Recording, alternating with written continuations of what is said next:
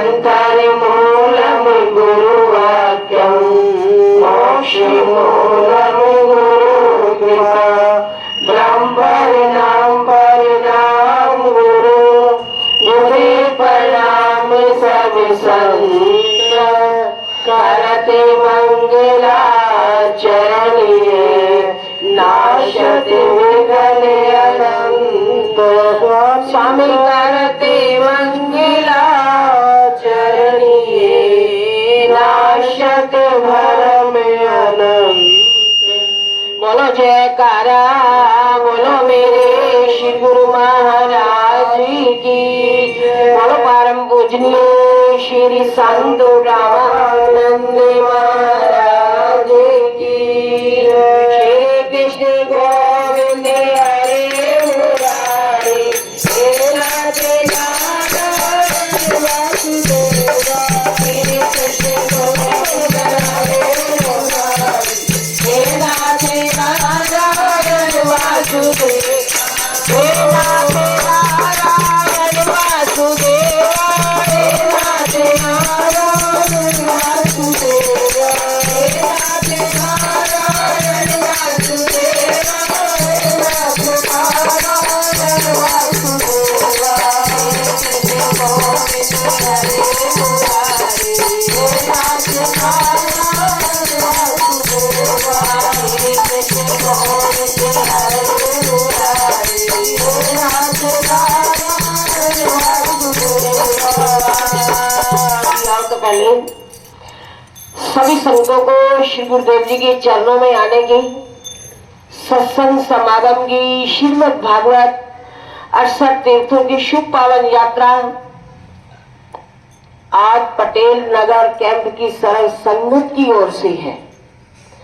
सभी अपनी भावना और विश्वास को लेकर गुरु चरणों में चलकर आए, दरबार में चलकर आए, तो कितनी शुभ इच्छा शुभ भावना लेकर आए। तो इसलिए लिखा है कि दरबार तेरा दरबारों में, दरबार तेरा दरबारों में कुछ खास अहमियत रखता है। जिसने भी जो कुछ मांगा है उसने ही वही कुछ पाया है। कि सतगुरुदेव के दरबार में जो जैसी चाहत लेकर आता है वो गुरुदेव के चरणों से फल भी वैसा ही पाता है कि योग मुरारी फल देंगे, आज नहीं तो कल देंगे। तो हमारी भावना को देखकर कि सतगुरुदेव रीझ जाते हैं। तो श्रीमद् भागवत महापुराण के अंदर भी हिरण्यकशिपु का तप कर ब्रह्मा जी से वर मांगना। श्री नारद जी बोले कि हे राजन, अब हिरण्यकशिपु ने यह चाहा कि मैं अजर अमर होकर त्रिलोकी में एकदम राज करूं और मुझे कोई मार ना सके। कि मरना कोई चाहता है? कि हम हमेशा यही सोचते हैं कि हम हमेशा के लिए जीवित रहें, लेकिन मरना क्या है? सच और जीना झूठ। तो हिरण्यकशिपु ने भी यही चाहा कि मैं अजर अमर होकर त्रिलोकी के अंदर राज करूं और मुझे कोई मार ही ना सके। तब यह कैसे होगा? तो इसके लिए इसने एकमात्र तप का आश्रय लिया। यह मंदराचल पर्वत पर जाकर कठिन तप करने लगा। वहां अपना दोनों हाथ ऊपर की ओर उठाए हुए आकाश की ओर देखता तथा केवल पैर के अंगूठे के बल से पृथ्वी पर खड़ा रहा। बहुत दिनों तक तप करता रहा।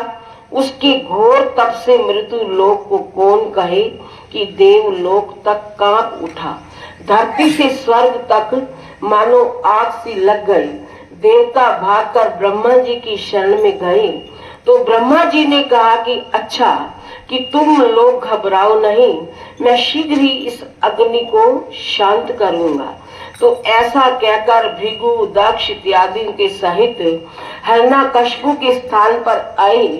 देखा तो जहां वह तप कर रहा था वहां उसके शरीर पर बाल मीक बन गए हैं, घास जम गई है, बांसों के वृक्ष उग आए हैं।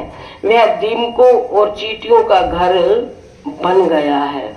कि देखो कि जब हिरण्यकशिपु के स्थान पर आए तो क्या देखा कि इतना तप किया, इतना घोर तप किया कि वहां उनके शरीर के ऊपर बाल मीक, किसको कहते हैं, मिट्टी को बाल, कि ऐसा तप, घोर तपस्या की कि पूरे शरीर के ऊपर क्या लग गई, दीमक।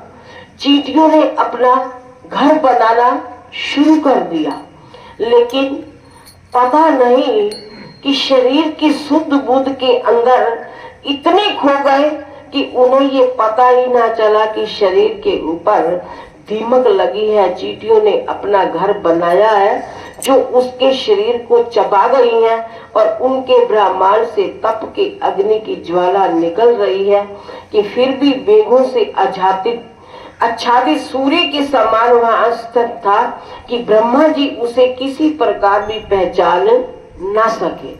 तो जब ब्रह्मा जी ने अपनी आंखों से देखा सब कुछ, तो उन्हें पहचान भी नहीं आई कि ये क्या हो रहा है।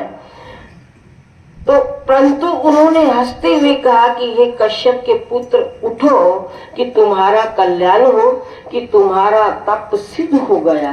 तुमने जैसा तप किया है तो ऐसा तप अब तक किसी ऋषि ने भी नहीं किया, ना कोई भविष्य में कर सकता है। तो ऐसा कौन है जो बिना जल ग्रहण किए ही 100 वर्षों तक प्राण धारण किए रहे। तुम्हारे इस तप के उद्योग में मैं वश हो गया हूँ कि मैं मनुष्य नहीं ब्रह्मा हूँ। बोलो तुम क्या चाहते हो। तो मेरा दर्शन पाकर मनुष्य को उसका फल अवश्य प्राप्त होता है। तो नारद जी कहते हैं कि ये दुष्टन, कि ऐसा कहकर ब्रह्मा जी ने जो अपने कमंडल का थोड़ा सा जल उस पर दिया, तो उनके प्रताप से तपस्वी हिरण्यकशिपु के जर्जरित शरीर में पूरा बल आ गया। कि हिरण्यकशिपु देखो कितना तप त्याग कर रहे हैं, कि उस वक्त कि जब भगवान के चरणों में लिंग लगती है, ध्यान जुड़ता है, तो उस वक्त देह अध्यास खत्म हो जाता है। कि गुरुदेव की आरती में हम बोलते हैं कि देह अध्यास मिटे मेरा, ज्ञान की ज्योत जगाओ। ज्ञान की ज्योत कब जगती है, कि जब हमारी वृत्ति अंतर्मुख हो जाती है, ध्यान अंदर की ओर लग जाता है गुरुदेव के पावन चरणों में। तो इसलिए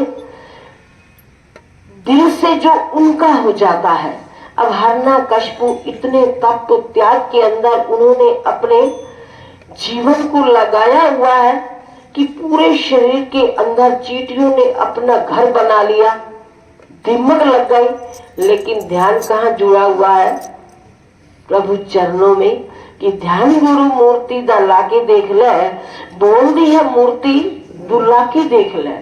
कि जब लगन आंतरिक वृत्ति से लगती है तो उस वक्त आनंद आता है। कि ये आनंद ऐसा है, ये खुशी ऐसी है कि इस आनंद को आने के मिलने के बाद किसी आनंद की, खुशी की, संसार की जरूरत ही नहीं रहती। तो इसलिए लिखा है, लगने हरि से लगा बैठे जो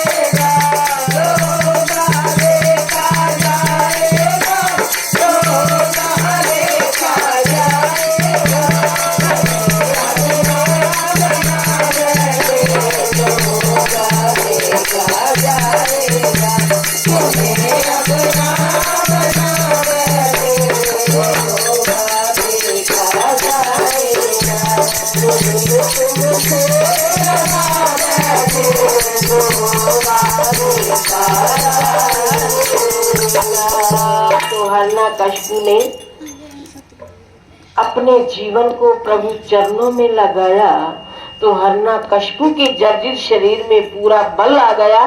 उसने आंखें खोलकर देखा तो सामने ही ब्रह्मा जी विद्यमान है। हिरण्यकशिपु ने शीघ्र ही सिर झुकाकर ब्रह्मा जी को